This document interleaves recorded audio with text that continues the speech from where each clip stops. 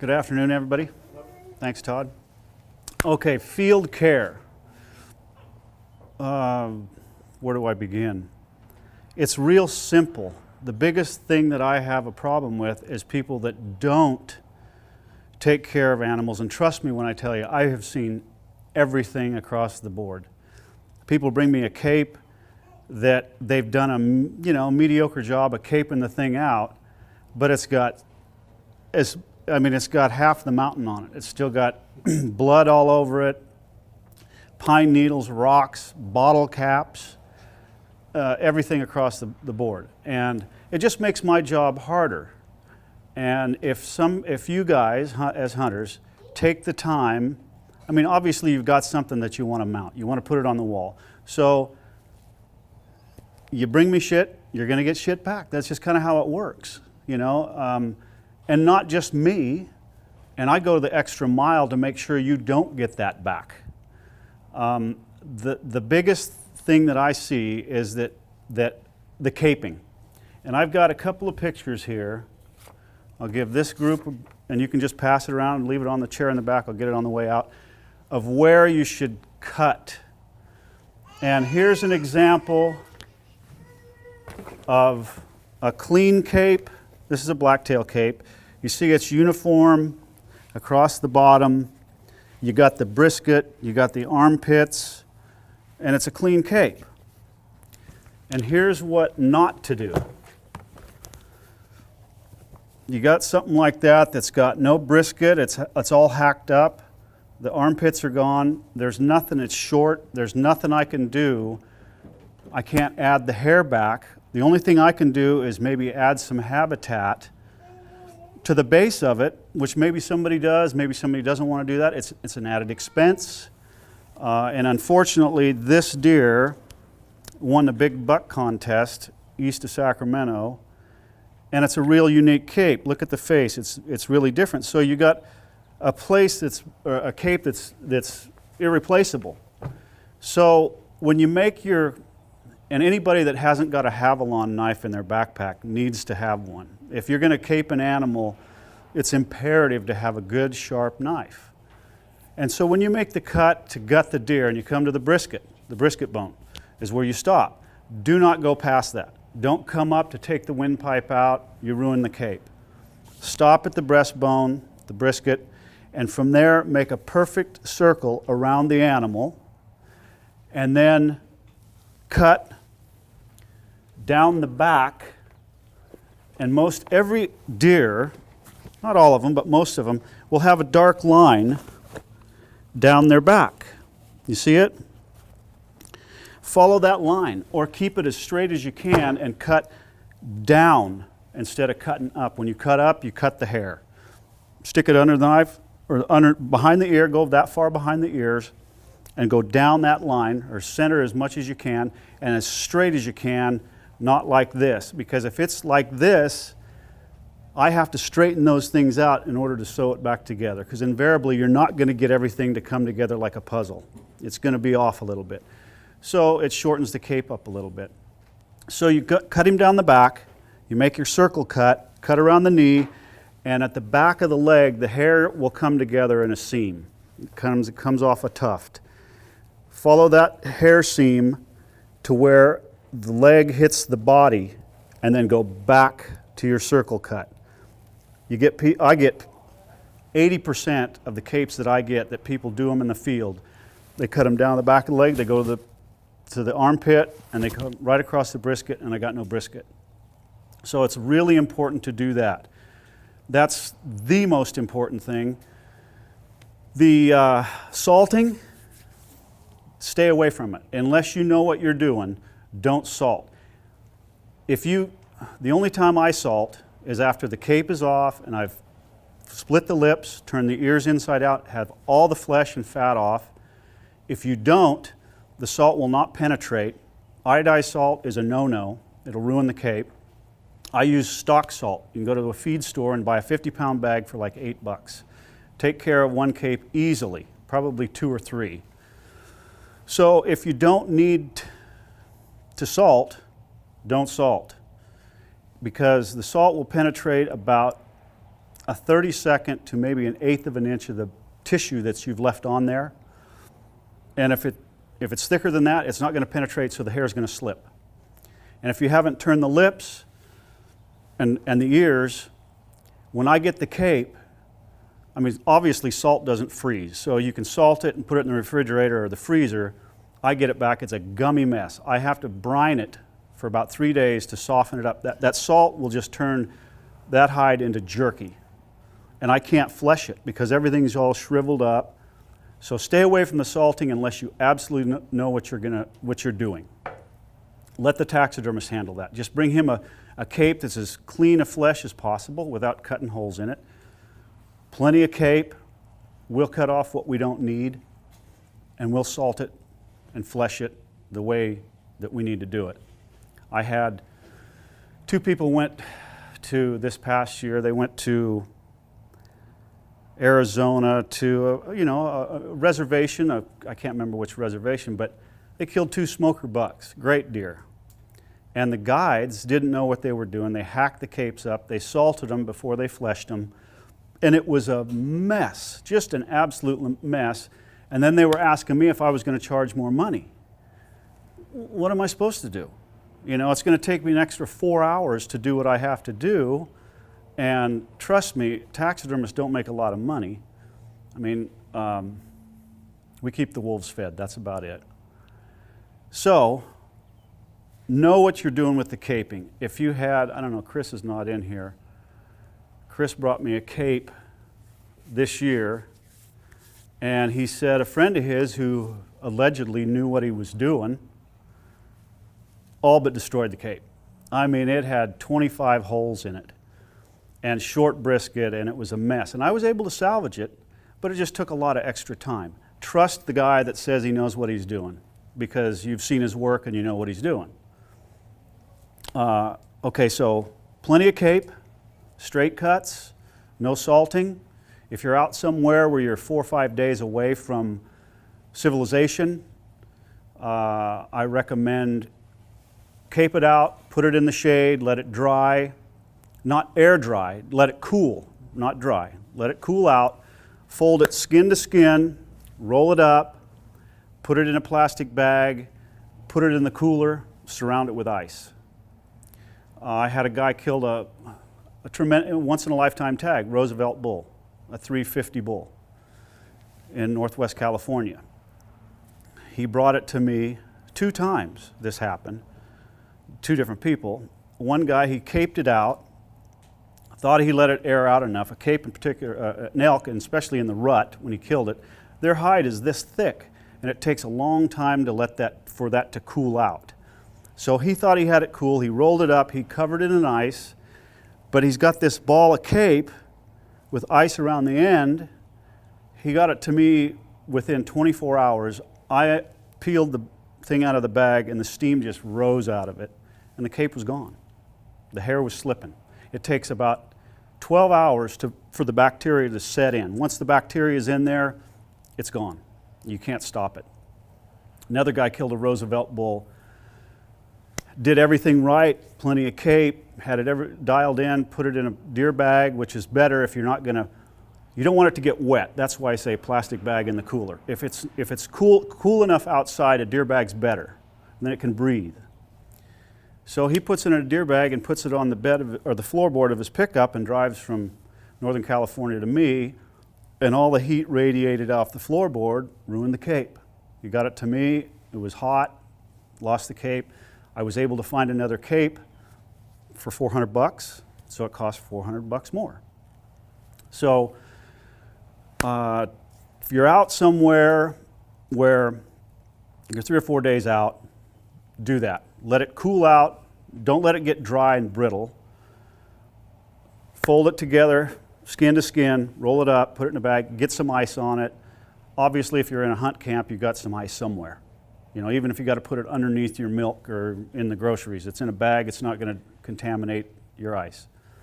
If you are, 50 miles from, out of state in particular, you can't bring them back unless they're caped out. the chronic wasting disease is, if you get stopped, they confiscate it or they fine you or whatever. So say you're out of Elko, Nevada, and you kill a deer or a bull, and it's something that you're really proud to have and want to have it on your wall. Take the extra time and drive to Elko. If it's 50 or 80 miles, drive there. Find a taxidermist, have him cape it. Have him cape it out for you. Get some ice, take it back, do the things I told you to do, put it in your cooler, it'll be fine. If he's got a walk-in that you can keep it in, or there's a locker there somewhere, you can keep it in, you're coming back through Elko anyway, pay the guy $20 to store it, pay him 25 or 30 or 50 or whatever you got to pay him to have him cape it. Somebody that knows what they're doing. Another thing, if you know how to cape, the face obviously is the worst part. Eyes in particular. You make little nicks, and particularly on a early season animal, their face hair is the shortest hair. So invariably you're going to leave a scar. I can do so much, I can cover a lot of stuff up, but around the face, if you cut holes in the eyes and the eyelids or cut them off, I can't replace it. So, plenty of hide, no salt. No salt. If you know what you're doing and you take it to a taxidermist in Elko or Dillon, Montana, wherever you happen to be, it's not necessary to salt it. If you can freeze it, and I get it frozen, because they're not going to turn, if you ask them specifically, I want the lips split, the ears turned, fleshed out, salted, I'll be back in a week to pick it up, that's one thing. But if they do that, and then you get the thing and it's a flat skin, you get it, it's salted out, it's rock hard. It's this big, it's rock hard. This is a blacktail, so it's small. I got to get it to the tannery. The tannery I use is a really good one there in Montana. When I salt them, they're pliable. When I get the second coating of salt off of them, after 2 days, they're still relatively pliable. And I can roll them up, so I can fit 5 capes in a box this square. Well, and it cost me $40 to ship it to Montana. If I got 5 capes that are that big, it cost me $100 to ship it to Montana. So if you can absorb everything I'm trying to tell you, I'm sure I'm going to miss some things. Plenty of cape, no salt unless you know what you're doing. As much flesh off, keep it clean. Dirt and grime causes bacteria. Moisture, terrible for them. So if it's raining or snowing or whatever, wipe that, get as much moisture off of the thing as you can. So, questions? If it is dirty, how would you clean it, right? Because you don't want to put water on it, right? You know what, you can take a damp rag. You can take a damp rag and wipe it with the grain of the hair, and then come in with a dry rag over the top and wipe it off. Brush or something like that? Like if it's got It's not necessary to brush it. If I tell everybody that I do a mount for, if somebody has a mount and I give it to them, and I'm really anal about making everything, all the hair in the right place. Somebody comes in and they grab and they're putting it up on the wall and they go like this, and it leaves a mark. It's going to have a memory, and if you don't mess with it, it's going to stay that way. Just take a spritzer bottle with water or a damp rag and wipe it with the grain of the hair, and it'll totally smooth it down. Same thing with dirt. If you get a little bit of dirt or a little bit of blood, it's not that big of a deal. But if it's just matted into the hair, then it's important to get it out of there. Anybody else?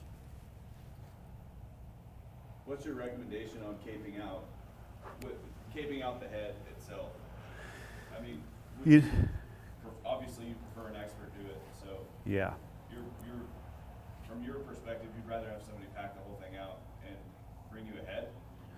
Well, if you're in state, that's not really that big of an issue. If you're out of state, you got to get the cape off, unless you got to know your way around the check station. Without having one here to show you, I make a Y. It's called a Y cut. If you want to challenge it, if you kill a little forked horn or something this year and you want to play around with it, you want to keep the horns, I make a Y cut. So it's hard to show you with this because it's a little bit rigid. So I'm not even going to try that. I'm going to tell you, if you cut down the back of the head, and you're probably about that far away from the back of the horn. So your first incision is that far behind the back of the horn. Then you're going to come off right behind the horn, not too far down so I can't get in there and sew it up. Kind of between the ear and where you see the mark, and just cut a Y from each horn, from each pedicle. You're going to cut a Y to your original incision. And then and this is a pretty big deal, if you cut around the pedicle or around the burr with your knife, when I get it back from the tannery, the hole's going to be considerably bigger than what it should be. Take a standard screwdriver and just go all the way around the horn. Some of them come off real easy, some of them are a little bit more difficult, but you can pry it up in there and pry it around and it'll pop it loose. And you're doing that from under the hide coming up, not top down. Right. And if it's a velvet deer, you have to cut it because the hair grows right up the horn. You have to make that cut. And I'll make it work. Or your taxidermist will make it work. From there, you peel it forward.